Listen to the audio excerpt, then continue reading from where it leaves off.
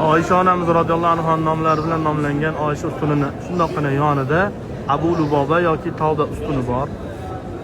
Abu Luboba radhiyallohu anhu payg'ambarimiz alayhisalomning sirlarini yahudiylarga o'zlari bilmagan holatda aytib qo'yganligi sababidan o'zlarini kechira olmasdan shu ustunga bog'laydilar va aytadilarki, Alloh taolo meni kechirmaguncha bu ustundan yechilmayman.